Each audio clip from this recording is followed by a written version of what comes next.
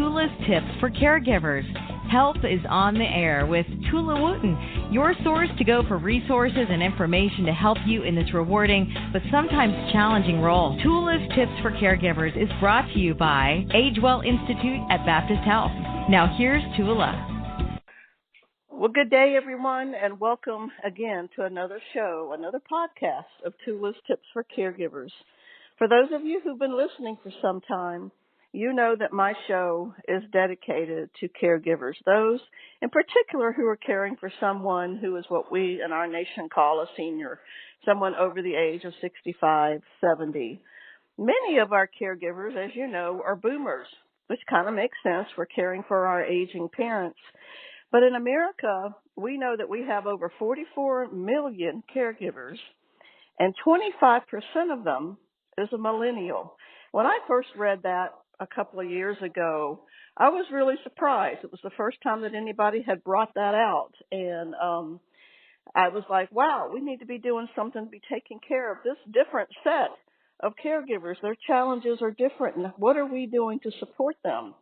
So I am very honored to have on my show today a young lady I met at a conference a couple of months ago. She is a millennial caregiver. Her name is Adrienne Glussman. So Adrienne, welcome to the show. Hi, Tula. Thank you so much for having me. So excited to have this conversation with you.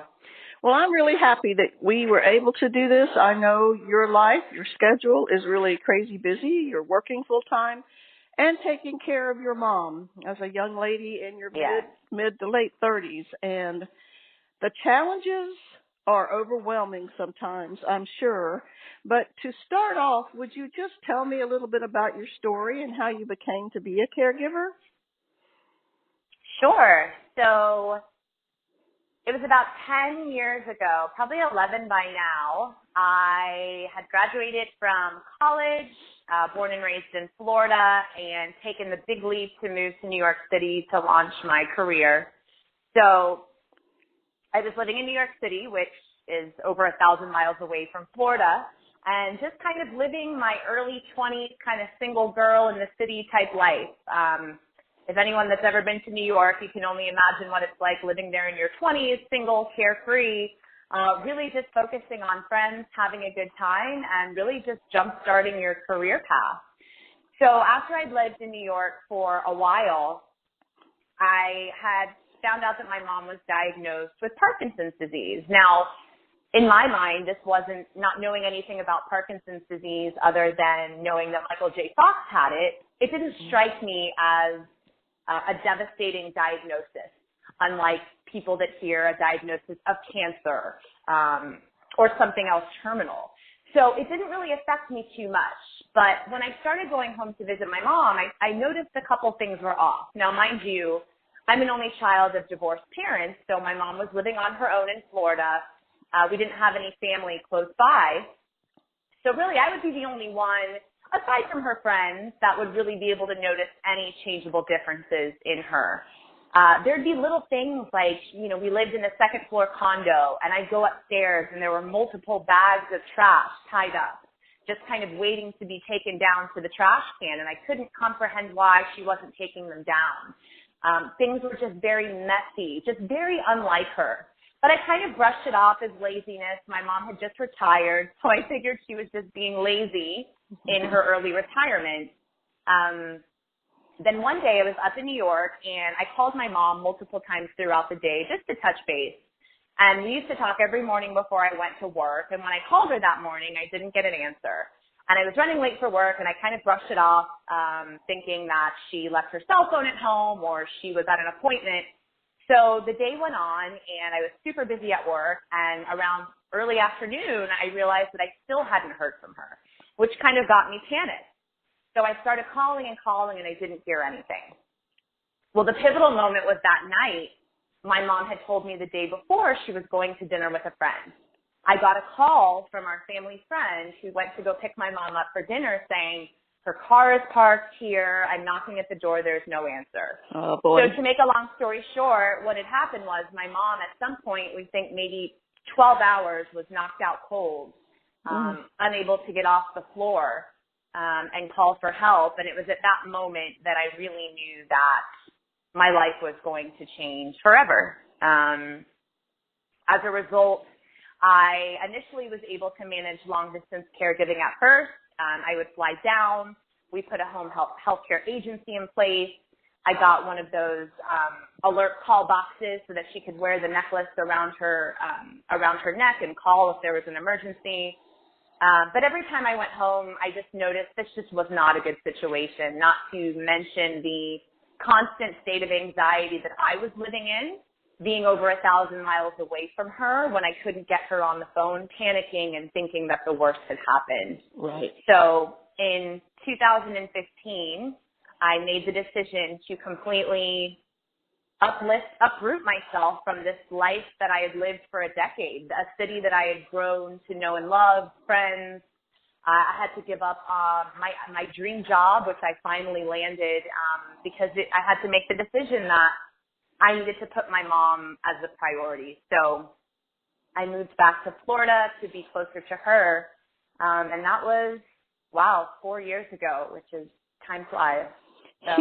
Huge moment in your life to truly uproot everything, your career, your friends, leave a city you loved to come back to Florida and take care of your mom. Did you ever envision yourself having to do that? Never. Well, of course I did. I think, we all know in the back of our minds that our parents are getting older, but when you're in your 20s, you're not in your early 30s, that's the last thing you're really thinking about. Right. You imagine that it's going to happen one day far into the future when you're married and you're very settled and secure in your career and you have a family, so you have that support system to go along with it. But it never crossed my mind, ever.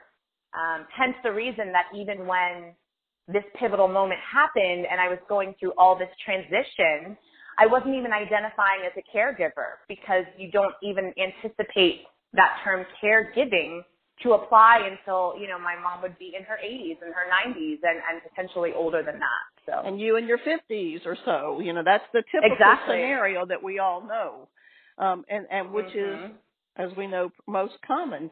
But now, statistics are showing us that caregivers are becoming caregivers at younger and younger ages, like yourself. So you're back in Florida. You are working full time. You started your own business, right? Yes, I did.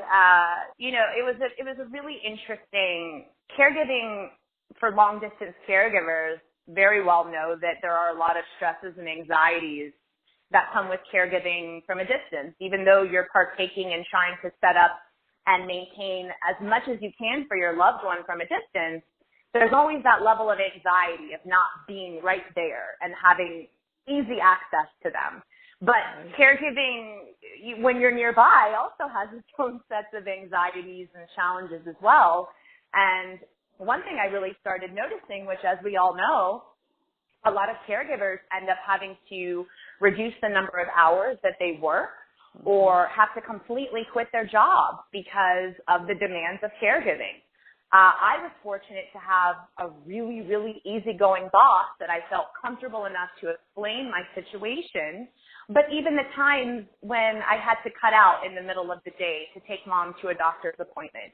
We all know that doctor's appointments don't start on time and never end on time. And then there's the whole commuting process as well. Right. So I would be gone for 2 hours, and then I would have to battle 5 o'clock rush hour traffic after work to make my way up to my mom's, which sometimes could take up to an hour and a half here in South Florida. So it was just not the best situation. Not to mention I wasn't really content in my career anyway. So despite everything I was going through, I guess I've always been an overachiever my whole life. I said, what if there was a way for me to be able to work virtually? So that would allow me more freedom to be able to show up for my mom in the ways that she needed me. And with a lot of inner work and personal development, I finally landed at the place where I found an opportunity to start my own online business, doing project and operations management. But it's truly been a God-sent blessing in my life because it's completely shaped the way that I've been able to show up for mom, but then, of course, still allow me to be flexible with the hours that I work, but still be generating income for myself as well, especially considering I'm single. Yeah, you're a young lady. You're in your mid-30s now, right? Correct. And well, I'm 38, so yes, supporting myself, exactly. So, and the cost of living, as we all know, is not very cheap either. So no, it isn't. And to know how you've tackled this, really head on. You had to make a big decision to leave a company down in South Florida and start your own business while still being able to take care of your mom. Took a lot of courage. It does. It's, and some days I second guess myself because it's, I'm not receiving a bi-monthly paycheck and I don't have benefits. I mean, there's definitely a lot of pros and cons, but I must say that up to this point, the pros have outweighed the cons, and that really serves as me always being able to be there. I mean, my laptop has probably seen more of the inside of a hospital and emergency room than most laptops. So, because it's just that when my mom's been in the hospital, I've been able to be by her side, to be present for when doctors make their rounds, while also being able to get my work done and serve my clients and make the money. So yeah, that's wonderful. So many people don't have that situation. So, and you're blessed and fortunate that you have the skills to be able to do that. Because I too remember the number of hours you spend in the emergency room of a hospital and in the hospital rooms themselves, or maybe later sitting in assisted living rooms or nursing home rooms. Exactly. The time is huge. But you have to do it. You only have this one mom, so you want to be there for her and love her and take care of her. And I love that is your first priority, and you have really, truly reshaped your life to make it a priority. Tell me a little bit about a typical day for you, like a typical day when maybe you are called in to see your mom. You're working, and then something happens, and you're called in to go be with your mom. Right. So I typically, even if there are no, quote, emergencies, I see my mom probably about 20 hours a week. So I will go over, she lives in assisted living, so I will, instead of one of her private duty aides, take, I guess, the afternoon evening shift, because she's at the point where she definitely needs that more one-on-one attention.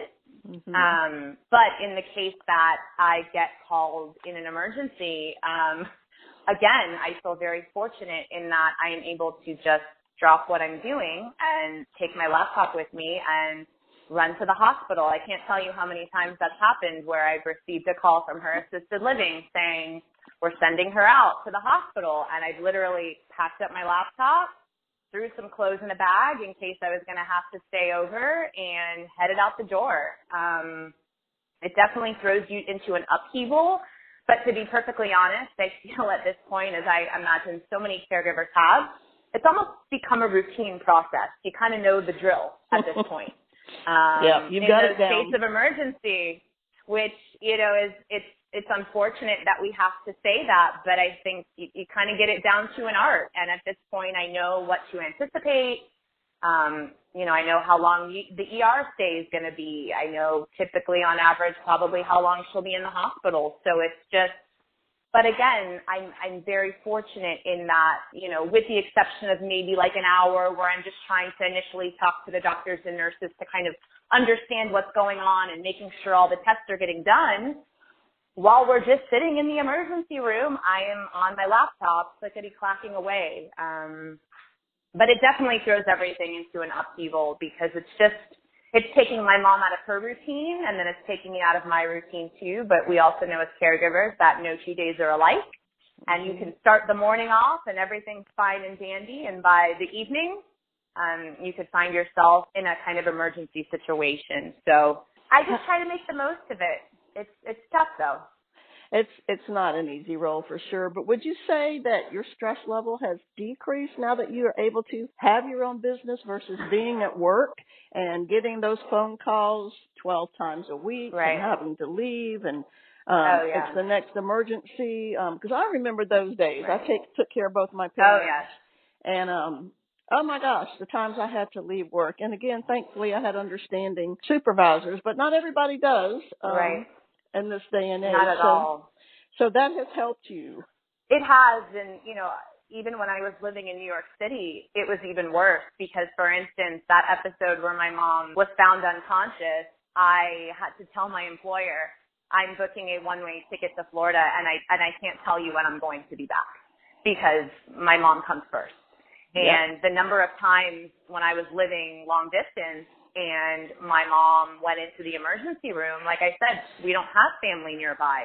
So who was the one that had to put her life on hold? That was me. Yep. So many times I had to drop, and I just feel very blessed that I had great employers who let me work from Florida, and we figured it out. But it wasn't a long-term solution because it is very stressful. It's stressful when you have to be on the phone, and even just these long conversations that you have to have with insurance companies or pharma companies or any sort of company that you have to have during, quote, business hours where you have to take time out of your day or use your lunch hour to make that phone call. Yeah.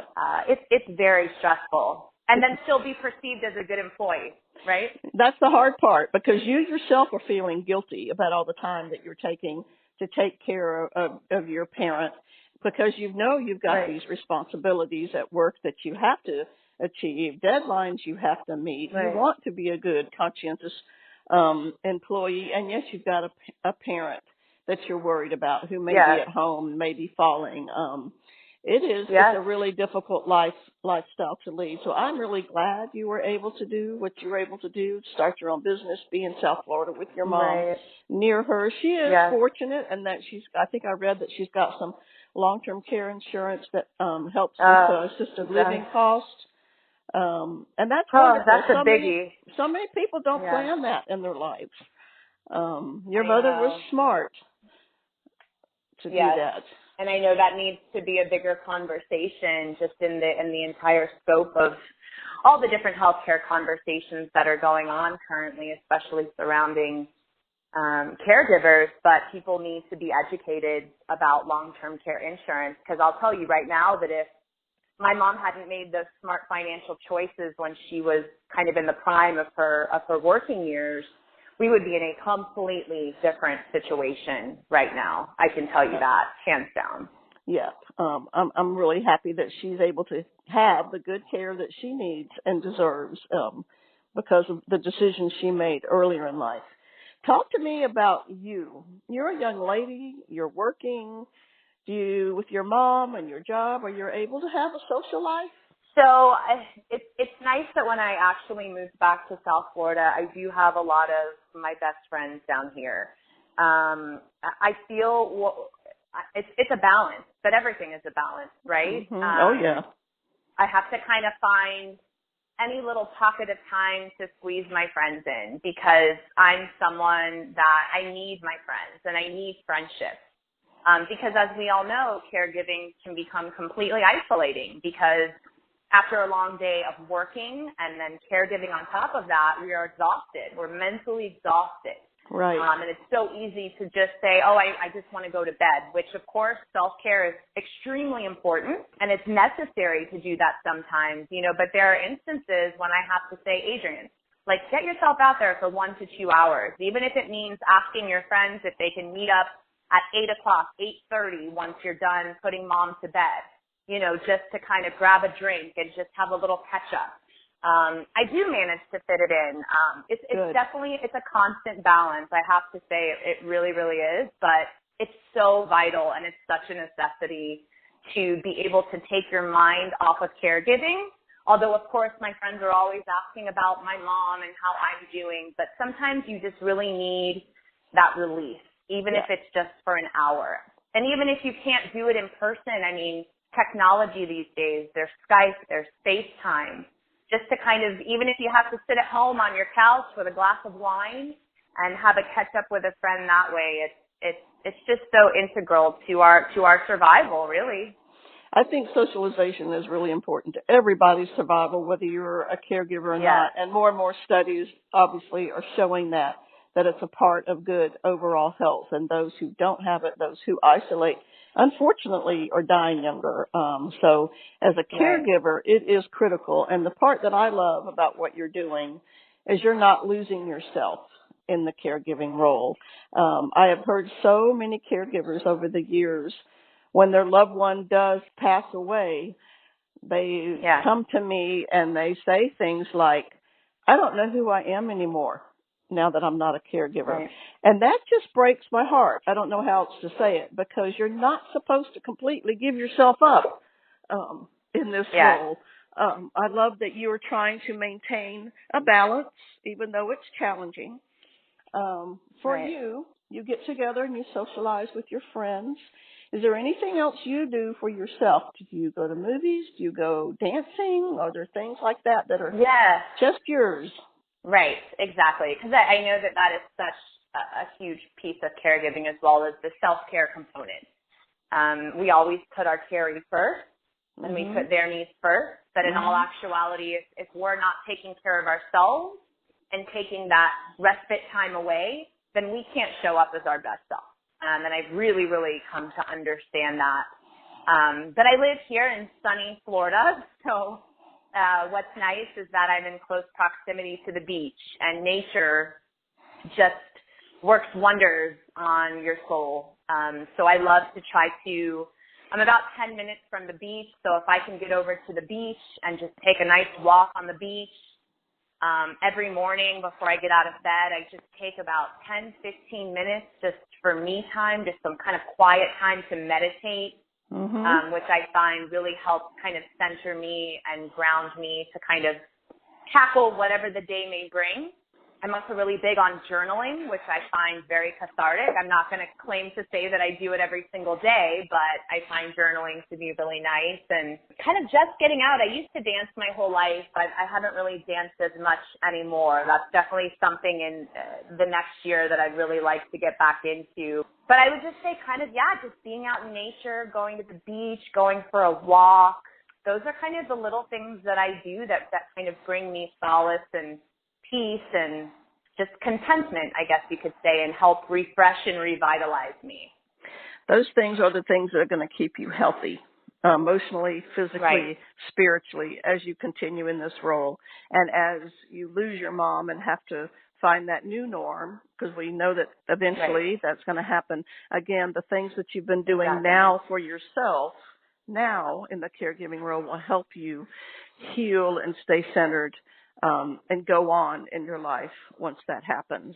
And that, to your point, to your point, I think that's what's been one of the hardest challenges is, my whole life I've had all these goals and aspirations for myself, as everyone does. And at first, when I fell into the caregiving role, I was kind of at a period of my life where I didn't really know what my purpose was, and I just felt very unfulfilled, and I just came to the conclusion that I was just kind of meant to be a caregiver. And that's kind of when I hit my rock bottom and was going through a bit of depression. And but kind of working my way out of that, I've really come to find that there's so much more.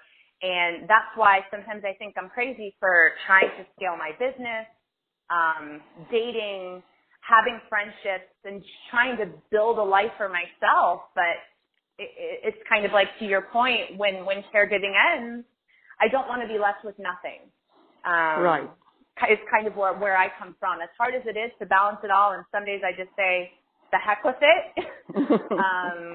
You have to persevere and you have to push through, because I don't want to look back on my life and say I kind of gave up all this time because I wasn't able to find the space and the balance between caregiving and pushing my life forward. So.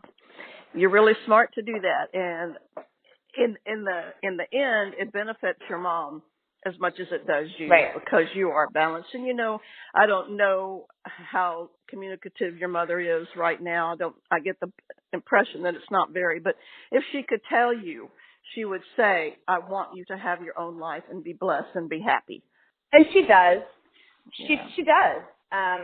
Because another thing that, we didn't really touch on, but I know is just such a huge piece of the full gamut and range of emotions that caregivers go through is the guilt. I feel a lot of guilt, even though I'm showing up for her as much as possible, and I'm doing more for her than I probably could have ever imagined at this point in life. And she says to me when I feel guilty that maybe there's a day where something with work got in the way, so I had to come late or anything. She'll say, Adrienne, it's okay. You need to live your own life. You need to do this for yourself. And then it's nice when I'm able to tell her about my business or something that I'm doing. I'm able to share these accomplishments with her. She loves hearing about it. And I know that makes her happy to know that, I'm still able to succeed despite everything going on around me. Yeah, it makes her happy and proud of her daughter. And there's no better feeling for a mother than to know that their child is doing well and is happy and adjusted no matter what life throws at them. So I'm going to ask you a question. Right. I know that the challenges of a millennial caregiver can be different than those like myself, who was a boomer caregiver. If people could reach out to you and help you in any of one or two ways as a millennial caregiver, what would you ask for? Right. I think the biggest support that we need is time. Time is huge for all caregivers, but I think especially for millennial caregivers, people that are trying to get an education, go to college, just that time to be able to have, I guess, the respite care. A lot of people don't have the means to be able to afford respite care. Right. So a lot of millennials are having to give up on higher education. They're having to give up on careers because they have to take a step back because they don't have anyone to step in and give them that time. I know time is a huge, huge piece.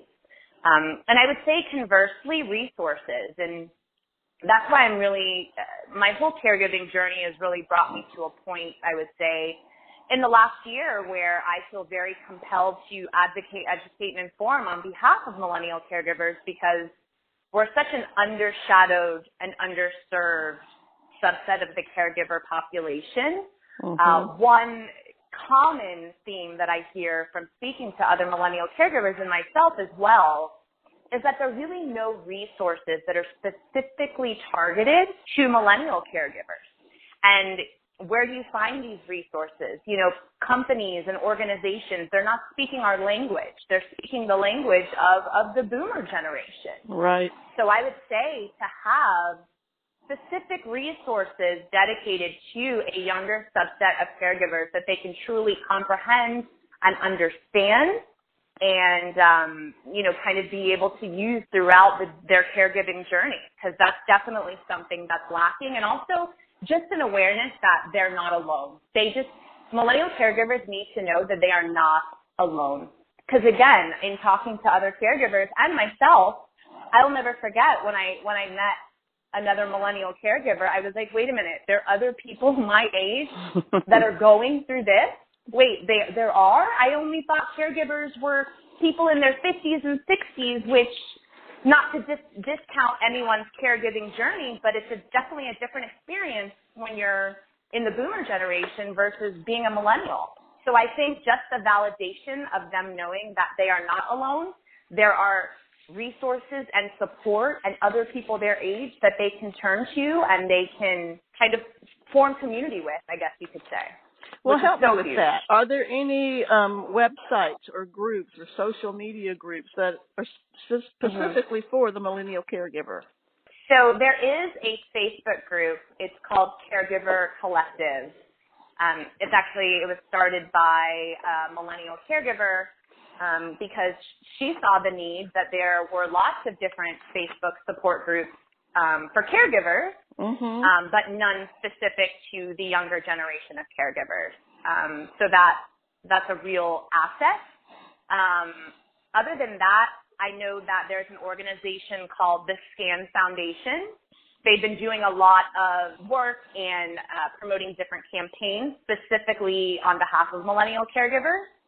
So that's the SCAN Foundation, and just kind of going to their website, they have a lot of good resources specific to millennial caregivers. So I would say that's a good start, but outside of that, I think that's another piece that's lacking, is really a place for millennial caregivers to really feel that they're in community. Yeah, because that's so important. So maybe you and I, as we get to know each other better, and we will, maybe we can have some discussion down the road about ways to increase support, education, resources for millennial caregivers, because I know we have them everywhere, and it is a different type of support you need, and we need, as a nation, need to step up and give it. Period. So exactly. We will work on that. And I would love that. Yes, and I started my own social media platform at Journeyed Caregiver, just really in an effort to start connecting with other millennials and really starting to showcase that there are millennial caregivers out there and just addressing issues specific to millennial caregiving and trying to form some semblance of community. But I have so many ideas going on in my head, one step at a time, One step at a time, because you've got your hands full, for sure. And that at Journey Caregiver is your Twitter one, right? It's Twitter. It's across all platforms. So it's Twitter, Instagram, and Facebook. Okay. Yeah. I want to make sure I'm connected on all. So sure. You have given some great advice with that last question. Really good food for thought for all of us. And in closing, I just want to say thank you for what you're doing. Not everybody in your shoes would step up and do what you've done. And you know yourself the sweet rewards that are coming from it. Just the sweet memories, the time, the connectedness, the love you have with your mother. Yeah. You will have memories that will last you a lifetime that you'll be so thankful for. Yeah. Really right. and truly. So my hat's off to you. Yeah. Well, thank you, Tula. And to you, as I know you went through the journey, and to all caregivers, all of us, as I like to say, we're all part of the caregiving army. Hats off to all of us, because it's not an easy feat, but to your point, it's what, will help our loved ones' memories live on and help us feel very certain and confident that we were able to provide as much to them as possible to give them the best, most comfortable lives. When she does leave, you will be able to look back and, again, be thankful that you did it, feel blessed that you did it, and truly have no regrets, because you know in your heart you're doing everything you can do. And that's all anybody can ask, right? Right. Right. So thank you very, very much, Adrienne. This has been a great show. Listeners, particularly if you're a millennial caregiver, take note of what Adrienne said.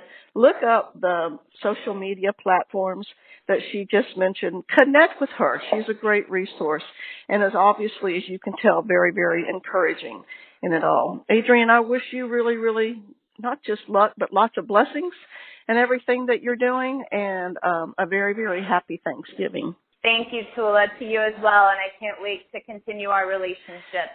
We will be, for sure. Everyone, you've been listening to TOULA'S Tips for Caregivers. Thank you for tuning in. I wish you all blessings as well as you continue in this role. Till our next show, bye-bye.